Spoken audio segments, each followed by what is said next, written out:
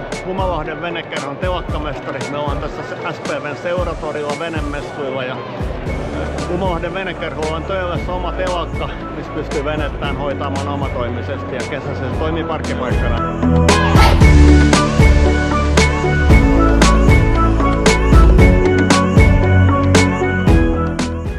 Minä olen Mikko Niini, Humalahden venekerhon kommodori. Meillä on hieno satama tuossa Sibeliuspuiston vieressä Rajasaaren kupeessa.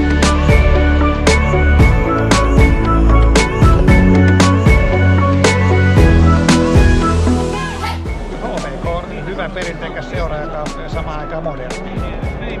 Kivaa porukkaa täynnä, päteviä ja myöskin koulutuksessa.